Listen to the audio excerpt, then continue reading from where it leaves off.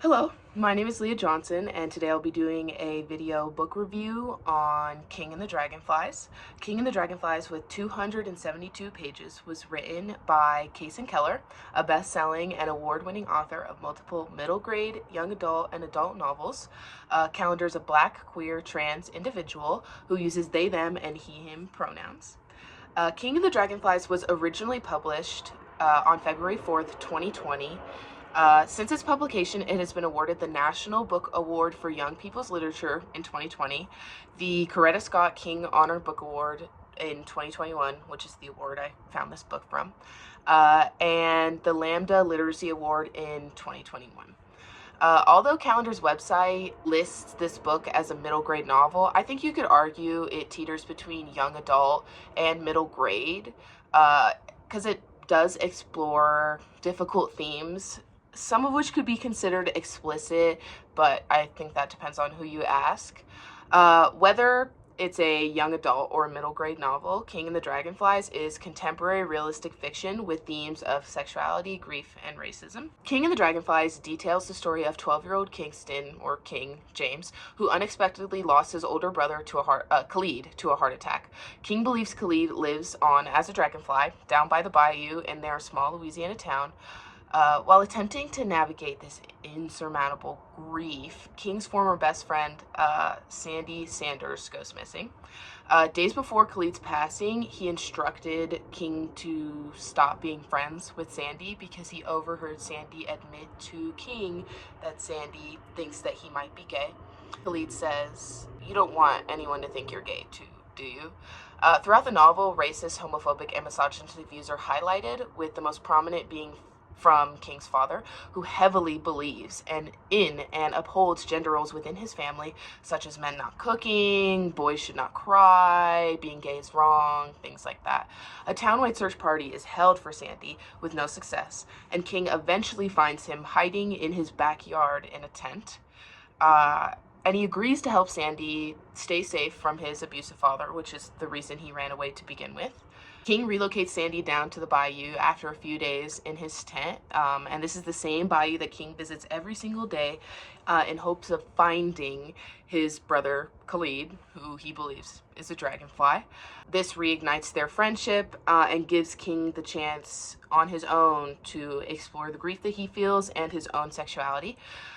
Sandy was eventually found and had to admit everything to his father, who is also the town sheriff, and the sheriff tells King's parents about everything, including the fact that King is gay.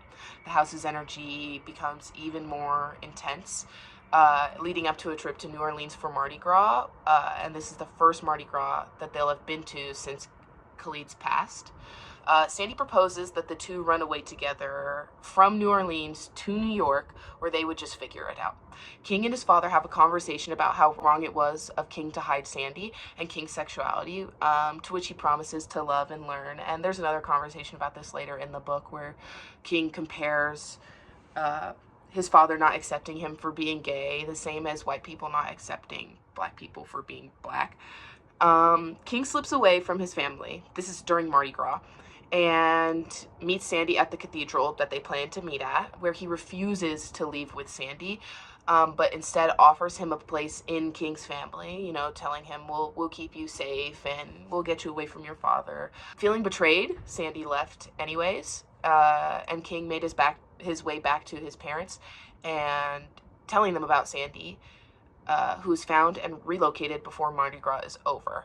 King and his family began to acknowledge Khalid, telling stories, laughing, and starting the road to a new normal. And Sandy is eventually back in their small Louisiana town, living with his brother.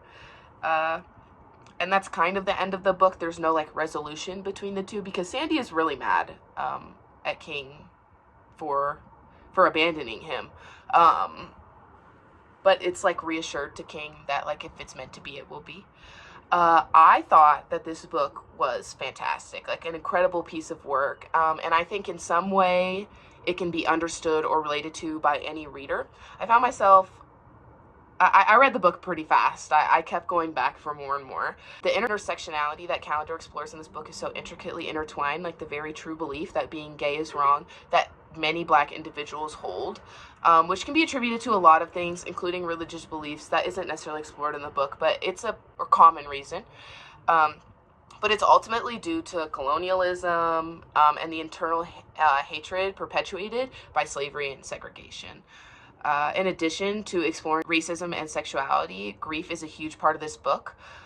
King is young, and the sudden tragic loss of his brother changed his entire life. He misses him dearly, and we read about where King sees Khalid, including in a lot of his dreams. I think many can relate to King's belief that his brother is reincarnated or is represented by something else. I myself believe that every monarch butterfly that passes me is my aunt, so very real.